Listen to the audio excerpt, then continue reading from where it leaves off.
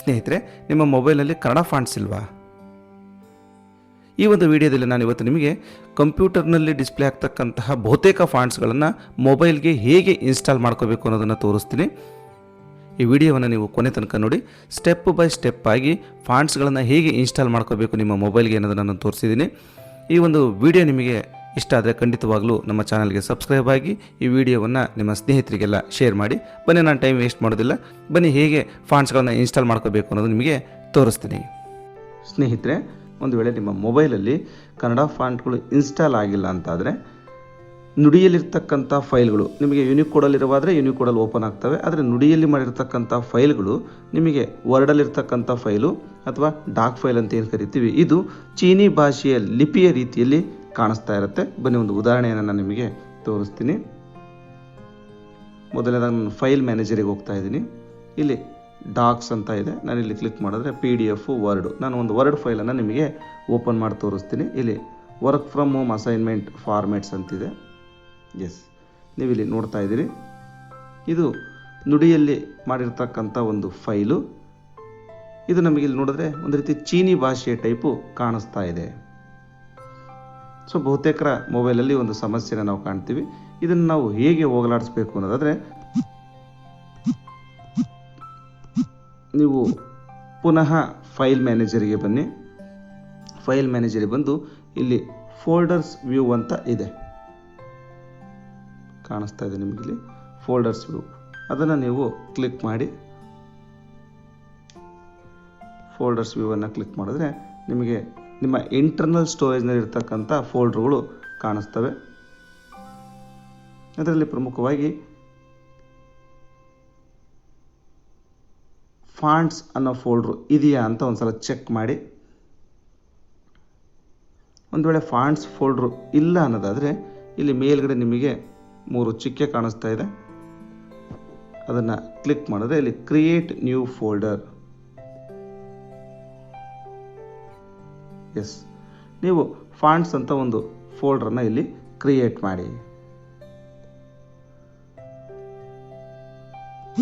So ನಂತರ ನೀವೀಗ ನಿಮ್ಮ ಕ್ರೋಮ್ ವೆಬ್ ಬ್ರೌಸರ್ಗೆ ಬಂದು ಇಲ್ಲಿ ಕನ್ನಡ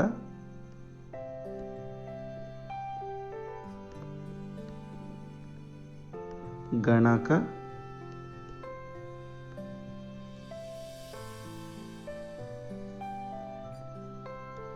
ಪರಿಷತ್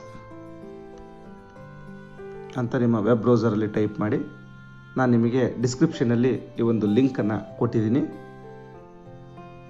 ಇಲ್ಲಿ ನೋಡಿದಾಗ ನಿಮಗೆ ಕನ್ನಡ ಗಣಕ ಪರಿಷತ್ನ ವೆಬ್ಸೈಟ್ ಓಪನ್ ಆಗುತ್ತೆ. ಕನ್ನಡ ಗಣಕ ಪರಿಷತ್ ಇಲ್ಲಿ ನೀವು ಬಂದರೆ ನಿಮಗೊಂದು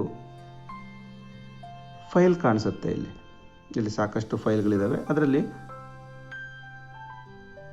ನುಡಿ ಅಕ್ಷರ ಶೈಲಿ ಎಂಬತಕ್ಕಂಥ ಒಂದು ಫೈಲ್ ಕಾಣಿಸುತ್ತೆ. ಈ ಅಕ್ಷರ ಶೈಲಿ ಅನ್ನೋ ಫೈಲನ್ನು ನೀವು ಡೌನ್ಲೋಡ್ ಮಾಡಿ ಓಪನ್ ಅನ್ನು ಕೊಟ್ಟಾಗ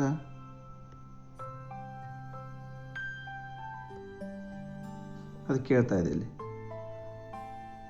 ಓಪನ್ ವಿತ್ ಫೈಲ್ ಮ್ಯಾನೇಜರ್. ಅಲ್ಲಿ ಫೈಲ್ ಮ್ಯಾನೇಜರಲ್ಲಿ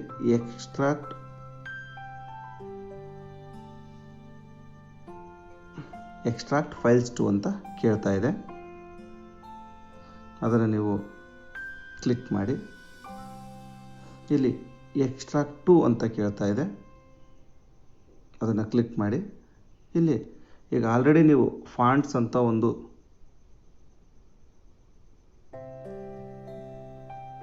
ಫೋಲ್ಡರನ್ನು ಕ್ರಿಯೇಟ್ ಮಾಡಿದ್ದೀರಿ. ಅದನ್ನು ಸೆಲೆಕ್ಟ್ ಮಾಡ್ಕೊಂಡು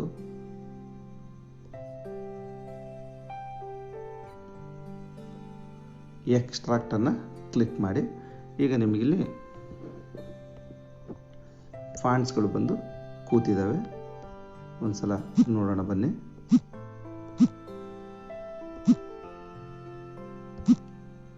ಈಗ ಬನ್ನಿ, ನಾನು ನಿಮಗೀಗ ಪುನಃ ಫೈಲ್ ಮ್ಯಾನೇಜರಿಗೆ ಹೋಗಿ ಈ ಹಿಂದೆ ನೋಡಿದಂತಹ ವರ್ಡ್ ಫೈಲು ಈಗ ಫಾಂಟ್ಗಳು ಇನ್ಸ್ಟಾಲ್ ಆದ ನಂತರ ಹೇಗೆ ಕಾಣಿಸ್ತಾ ಇದೆ ಅಂತ ತೋರಿಸ್ತೀನಿ. ಬನ್ನಿ ನೋಡಿ, ಮತ್ತದೆ ವರ್ಕ್ ಫ್ರಮ್ ಅಸೈನ್ಮೆಂಟ್ ಎಂಬತಕ್ಕಂಥ ಒಂದು ಫೈಲನ್ನು ಮತ್ತೆ ಓಪನ್ ಮಾಡಿ ತೋರಿಸ್ತಾ ಇದ್ದೀನಿ.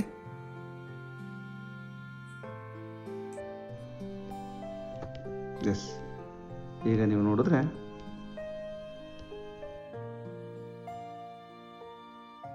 ಫಾಂಟ್ಗಳು ಈಗ ಡಿಸ್ಪ್ಲೇ ಆಗಿದ್ದಾವೆ. ಇನ್ನು ಕೆಲವು ಫಾಂಟ್ಗಳು ಡಿಸ್ಪ್ಲೇ ಆಗಿಲ್ಲ. ಮತ್ತೊಮ್ಮೆ ಆ ಫೈಲನ್ನು ಓಪನ್ ಮಾಡ್ತೀನಿ. ಈಗ ನೀವು ನೋಡ್ತಾ ಇದ್ರಿ, ಅದೇ ನಾವು ಸ್ವಲ್ಪ ಹೊತ್ತಿನ ಹಿಂದೆ ನೋಡಿದಂಥ ಡಾಕ್ ಫೈಲು ನಮಗೆ ಚೀನಿ ಭಾಷೆಯಲ್ಲಿ ಕಾಣಿಸ್ತಾ ಇತ್ತು. ಈಗ ಅದು ನಮಗೆ ಸಂಪೂರ್ಣ ಕನ್ನಡ ಭಾಷೆಯಲ್ಲಿ ಕಾಣಿಸ್ತಾ ಇದೆ. ಹೀಗೆ ನೀವು ನಿಮ್ಮ ಮೊಬೈಲ್ನಲ್ಲಿ ಕನ್ನಡ ಫಾಂಟ್ಸ್ಗಳನ್ನು ಇನ್ಸ್ಟಾಲ್ ಮಾಡ್ಕೋಬೋದು. ಹೇಗೆ ಕಂಪ್ಯೂಟ್ರಲ್ಲಿ ನೀವು ಬಳಸ್ತಕ್ಕಂಥ ಫಾಂಟ್ಸ್ಗಳಿದ್ದಾವೆ, ಅವು ಮೊಬೈಲಲ್ಲಿ ಯಥಾವತ್ತಾಗಿ ಡಿಸ್ಪ್ಲೇ ಆಗ್ತವೆ.